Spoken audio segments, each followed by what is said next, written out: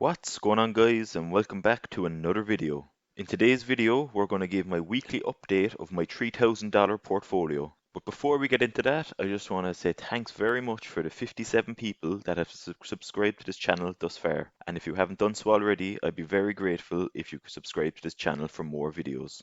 I really am grateful that even though my channel is only 3 weeks old, I already have nearly 500 views, 15.9 hours watch time, and 57 subscribers. So for that, thank you very much. And with that being said, let's dive right into today's video. So as you can see from the summary page of my portfolio, as of the 6th of June, my portfolio is up 10.6% and the value of this portfolio is $3,070.06. So as it stands, we have 8 companies in this portfolio. We have 1 share in Apple, 4 shares in AT&T, 21 shares in Bank of America, 16 shares in Coca-Cola, 3 in Johnson & Johnson, JP Morgan and Chase we have 1, 3 in Waste Management and 2 in 3M. As this portfolio is only about 3 weeks old, I'm quite happy with the diversification that I have got thus far.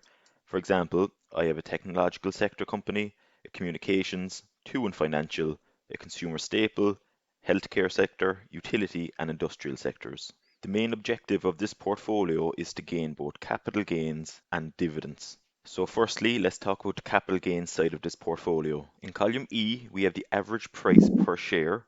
In column F, we have the current market price. And in column G, we have the cost basis, which is column E, the average price plus any transaction costs occurred when buying these shares. In column H, we have the current market value for each of the 8 companies.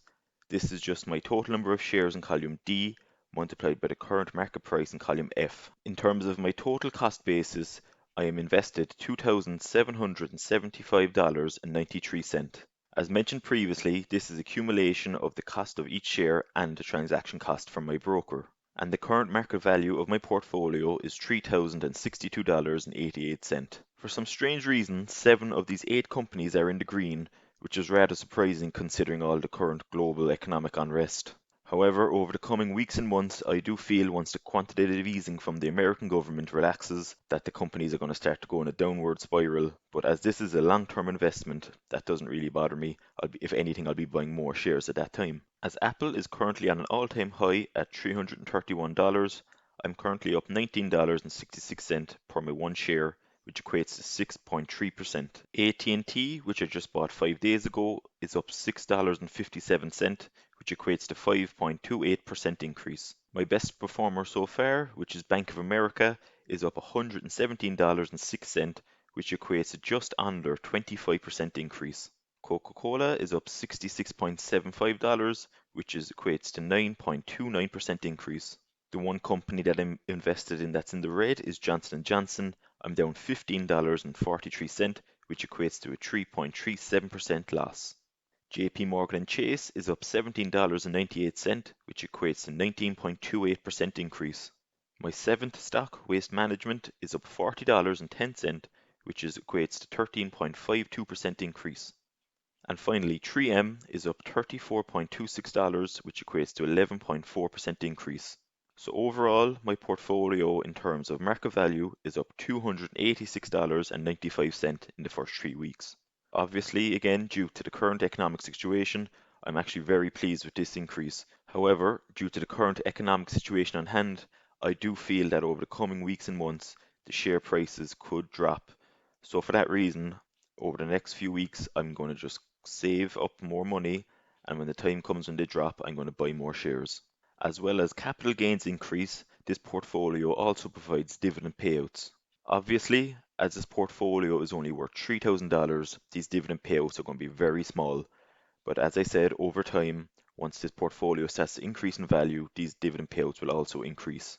As it stands, my portfolio currently pays $7.22 monthly, which equates to $21.65 quarterly and $86.59 yearly. Again, we can talk more about these dividends when we go to the dividend tab. So overall, this portfolio is up $294.13 when you include the dividend payout and the current capital gains increase. So in the transactions tab, so far this month we've only made one purchase, which was a buy of 4 shares of AT&T, which cost $124, and there was a 57-cent transaction cost, which equates to $124.57. In terms of sector diversification, we have further diversified this portfolio by adding AT&T into the mix. So this is obviously a communication sector company. You can see from the graph on screen that we are now 4.28% invested in the communication sector with a total of $131.08. 25.64% of my portfolio is in consumer staples, which equates to $785.44. 22.9% is in financial sector, which equates to $701.54. In the healthcare sector, we have $441.90, which equates to 14.43% of the portfolio. The industrial sector makes up 10.93% of the portfolio, which equates to $334.82.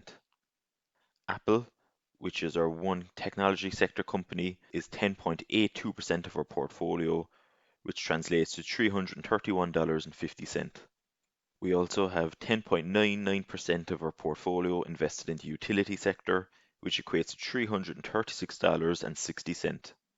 As it stands, we aren't invested in the consumer discretionary sector, the energy sector, the materials or real estate sector also. So when adding more stocks into this portfolio, I will certainly take this into consideration. Next up is my dividend calendar tab, which is a work in progress. In the month of June, we will have 3 dividend payouts from Bank of America, Johnson & Johnson and Waste Management.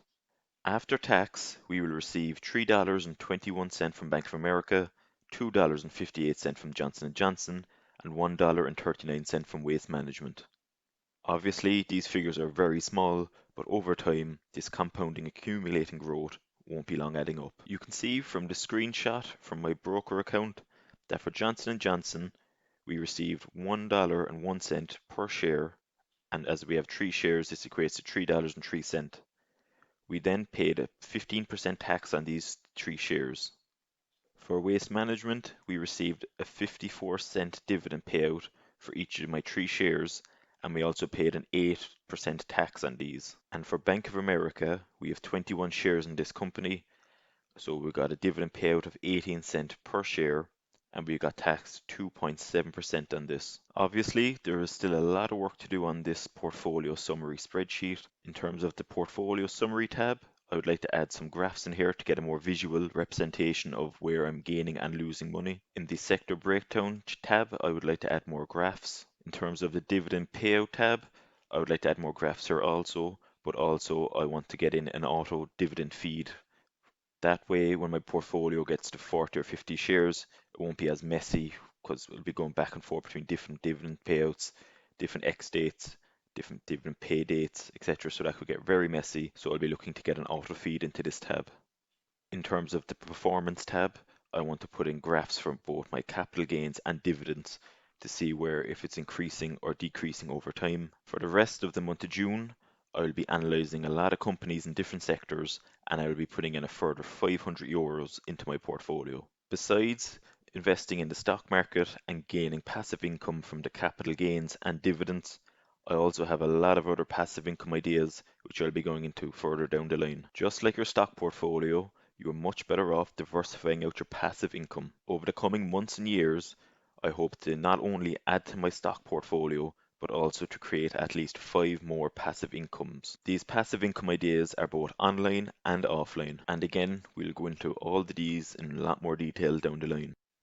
Just before I go, I want to give a shout out to a guy that I've known literally since the first video I made, Ewan Copeland. He's already after growing nearly 200 subscribers since I've got to know him. His channel is also based around financial matters, so as you can see he has videos such as €5 a week investing, how he made money on trading 212 and how you can also save for your dream house, etc.